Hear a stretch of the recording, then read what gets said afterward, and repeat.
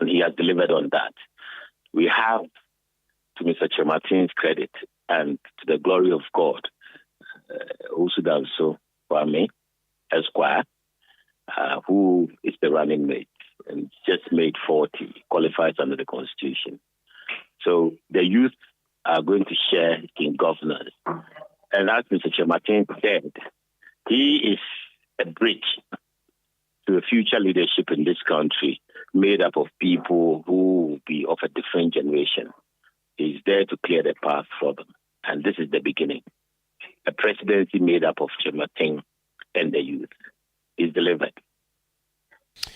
Before I ask you to tell me more on Mr. Danso, the fact that you had a conglomerate of a sort or an alliance of a sort made many people assume or presume that you're going to choose someone from within that group as your running mate, so that someone like Dr. Abu Sakara Foster, for instance, would have been viewed that many people held would be the person Alan Kyerematen went with. What happened with the alliance, and how come no leader of any movement or any group that joined the alliance made it to be the running mate?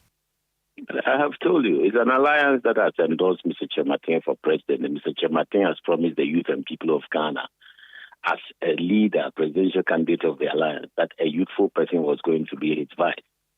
So it has nothing to do with somebody coming in from the alliance. The alliance is there for the benefit of the people of Ghana. The alliance is there to make sure that everybody in Ghana is represented in governance, as against the current system where parties operate to the exclusion of everybody else. Once a party is in charge, they are for themselves. The alliance is not like that. The alliance is inclusive, it's open, and Mr. Kyerematen made a clear promise. And if you remember, Sandra, I don't recall if you were at the media encounter. Were you? Unfortunately, I could not make it. I had another pressing engagement. It's not my fault. You have to be blamed. Why? It's not my fault. Forgive me. I'm blaming you. I'm privileged that I received a call from your office. Unfortunately, I could not honor it. Forgive me. So that day, he made an explicit pronouncement, and all the alliance partners were there. And obviously, I can't tell you what goes on behind the scenes with the alliance. I can't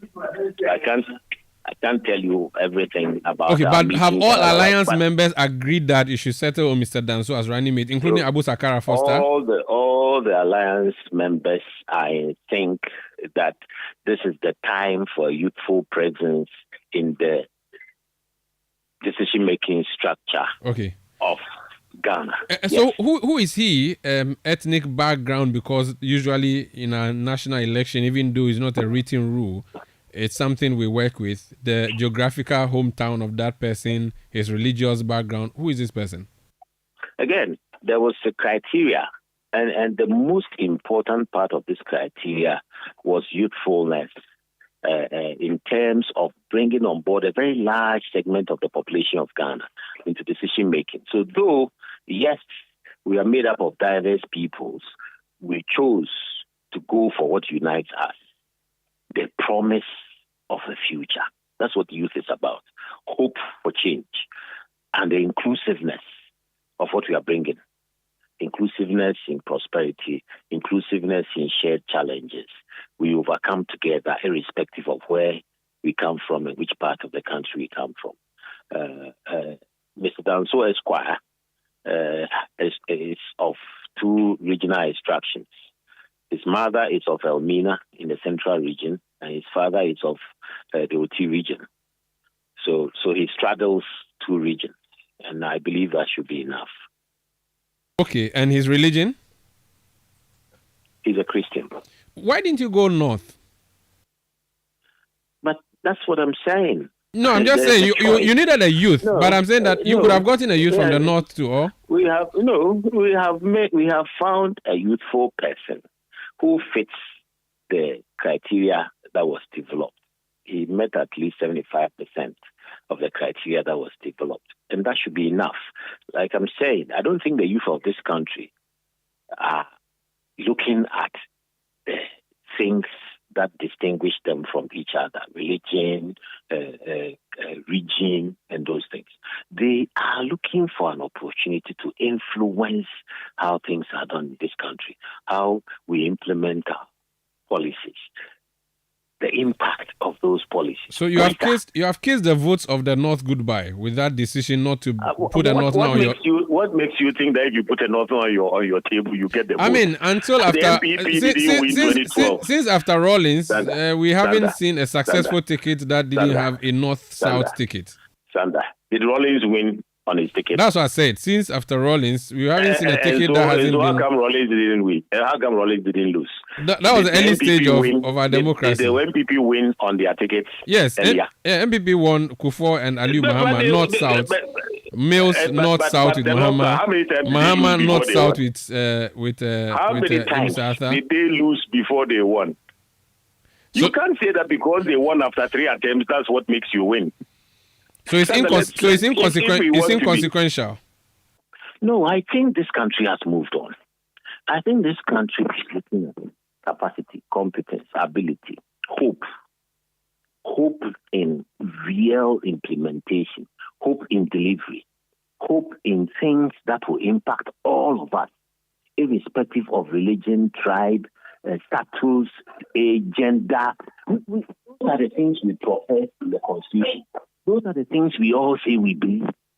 And yet we want to go back and say that we must distinguish and discriminate before we move ahead. That shouldn't be the case anymore. What about the gender? What about the gender agenda? And forgive me, your line is sounding bad. I don't know if you can do anything about it. What about the gender agenda? What happened to that? Can you hear me? Yes, I can hear you now. It's all part of it. There are many women. No, I'm still losing you. Okay. Can you say something? Can you hear me now? No, you still sound very far. I don't know what is happening. No, you still sound very far. Oh, really? Yes. Can you hear me now? Yes, I can hear you now. So why didn't you choose a woman as your running mate? We have chosen Kwame. Are you listening to me? Yes, I'm listening to you. I'm listening to you. But my question is, why didn't you choose a woman? We have chosen Kwame Owusu Danso, Esquire, corporate strategist, lawyer, celebrity musician, broadcaster, civil, political activist for governance, good governance, because he fits the bill. And he's a media practitioner too. You haven't added that part. He's a media practitioner. You're discriminating against my profession. We didn't look at him because he was male. We didn't look at him because he was not female. We didn't look at him because he was religious. We didn't look at him because he was different from everybody else. We looked at him because we believed and think we are right that he will be a unified focal point for the youth of this country. He's done it all. He's seen it all. And he's only 40. He's an icon. And the youth have somebody they can look up to. Somebody who can be president for them. Okay. That is what we looked at. Since you keep hammering on the youth, is he under 40?